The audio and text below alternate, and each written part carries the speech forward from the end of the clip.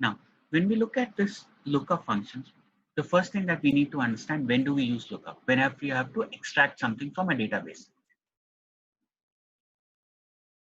So when we have a database extraction, like we have given a data, and based on certain parameter,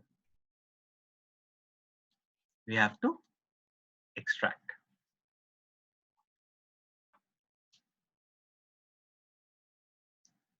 Then we'll be using a lookup. So whenever we need to find the lookup, what we need to understand in this lookup, when we are looking up, we need to have something which is what we are looking for, which we call it as lookup value.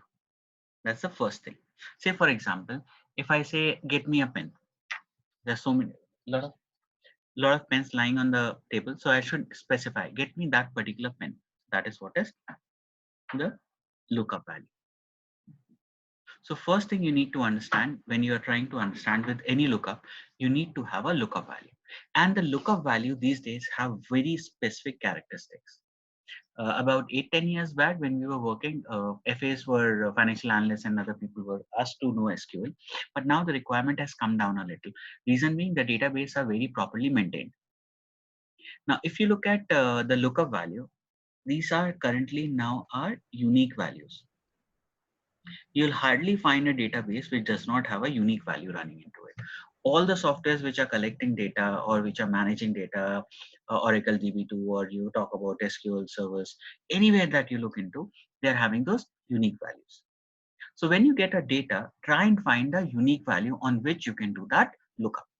Examples of unique value could be your employee IDs that you have, your PAN card, mobile number, email ID. Now, if you have a Gmail ID, you cannot create a Gmail ID with the same name. It stops you because you have that star thing running. So when the forms and things are entered, or when the front end forms are, you have a front end where someone is entering the data, and this front end goes to the back end, which is your server. And from this, we as an analyst download the data. So when you talk about financial markets data, NSE and BSE, they have their stock codes. Some have numbers, some have alphabet, then you have ISIN numbers, which are unique in nature. So most of the database, you'll get unique values. So when you get a data, try and look forward for unique values. And our lookup should normally be based on those unique values. For example, let's take our case. So if you look at here, what are the unique values? The unique values are employee IDs. Why? Because employee IDs are unique in nature. So when we are trying to do any lookup, we should be looking at trying to work on this unique values. If the unique values are not there, we'll talk about that case also. But it is very hard to find a database where the unique values are not there. Everywhere you will find the client IDs are generated. You go to hospital, your hospital ID is generated. So everywhere to maintain the database, and that is what the revolution has happened over a period of last 6-7 years. People have started maintaining data in a proper shape. So when you look at into, first find the unique values, and your lookup should happen based on this unique value. Now, so when we start looking it up, then we have three functions basically. And if you are using 365, at the end I'll give you a glimpse of XLOOKUP, which is a very new function in Office 365, where you can replace index match and everything. Just write XLOOKUP and everything works very proper. So we have VLOOKUP traditionally, we have HLOOKUP, and we have a combination of function known as index and match. And Office 365, only Office 365 or 2019 version has XLOOKUP, new array functions. So we'll not talk about this, we'll go at the end into this. Let's talk about these three. So first thing that we'll look into is VLOOKUP, which basically stands for vertical lookup. So when we talk about vertical lookup, we are looking up the data in columns. So how does the syntax of VLOOKUP run? This is important. You need to just understand. This is the only syntax that I want you to remember. VLOOKUP. It starts with lookup value. And in English, we can say what to find. Then you will have thing as table array, which is where to find.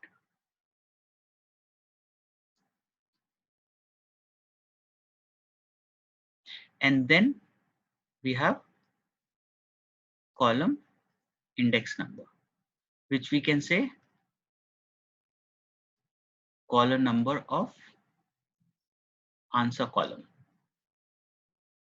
Then true and false. True for approximate match, false for exact match. 99% of time we fall into this false, which is represented by 0. You can use true and false, or you can use 0 and 1. So what we need a lookup value. What is that we need to find? Then where we are going to find this, and then we'll have to give the number of the column from which we need the answer, then true and false. Now, few things that you need to remember. The first thing that you need to remember into this is the lookup value is always searched in first column of data. Whatever data that we have, the lookup value that we are trying to find, in our case, the employee ID, it is always searched in the first column of the data. So my table array selection should be such a way that this lookup value column is always first.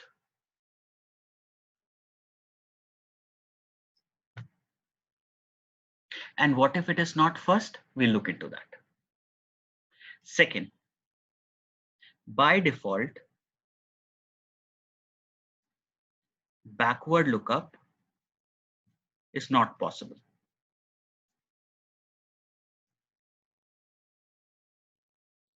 What do we mean by this backward lookup? I'll just come to that. Now, let's go and apply this on a real-time data, on this data. Let's say this is employee ID.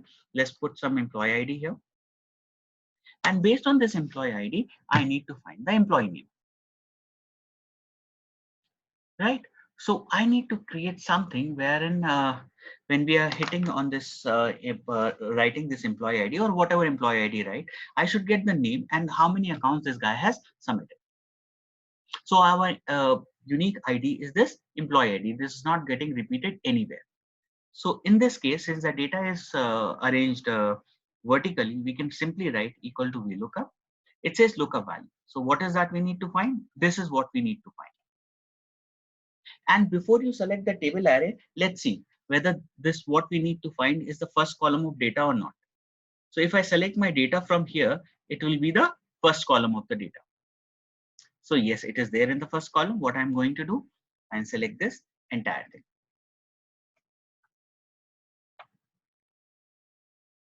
Then data selected. Now what we need to work upon into this is when you put a comma, it says column index number. What is the answer I need? I need the answer to come from employee name. So the first column is this. This is my second column, and this will become my third column.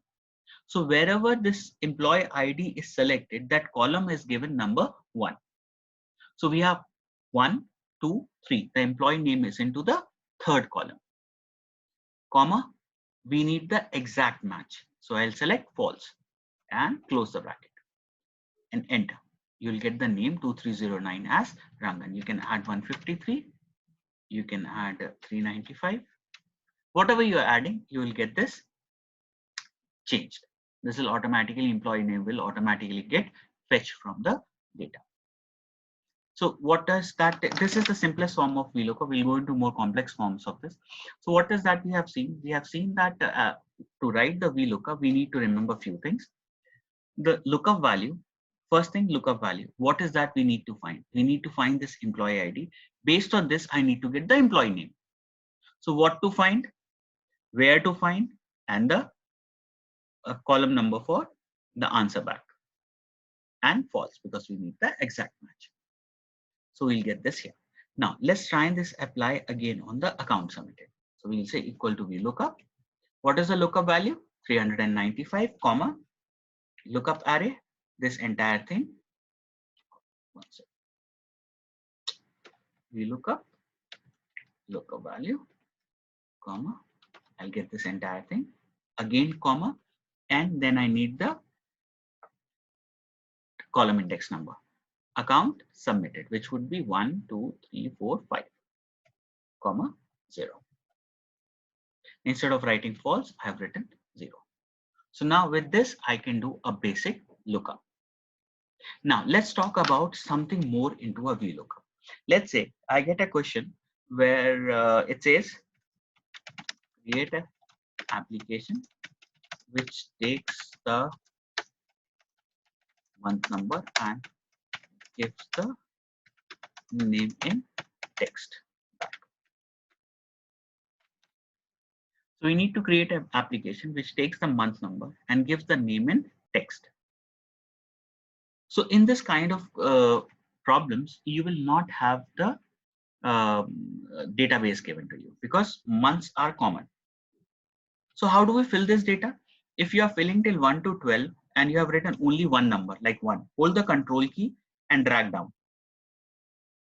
The numbers will change. But if you drag down without holding the control key, you will only get 111. Then here, let's start with January and I'll just drag it down. Till December, the list is already there. So this is now my table. In this kind of question, the table is not given because months, weeks, they are all fixed in nature. So we can say our quarters Q1, Q2, Q3, and Q4. So we'll say VLOOKUP. And now let's create a dynamic formula. So we'll say enter month number and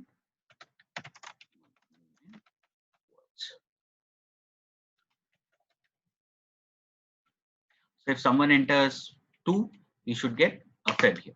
So we'll say equal to VLOOKUP. Lookup value is this. Now, whatever I am searching here, it is currently in the first column of the table. If I have written January here and then 1, 2, 3 here, then I will not be able to do the lookup because backward lookup is not possible in VLOOKUP. Comma 2, comma 0 and enter. So if I write 12, I'll get 12. What if I write 15? I'll get an NA.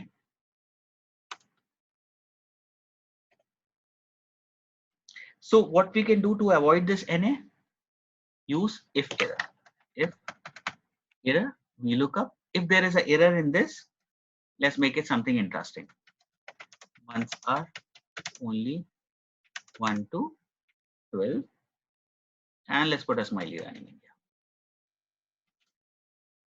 So this will tell the user that what you're doing is not correct. If you're writing months are only 1 to 12. So even if I write 0, it will get me this. As soon as I write the right value, this will give me the month. So this is one way of working around with the data. The more you practice, the better you will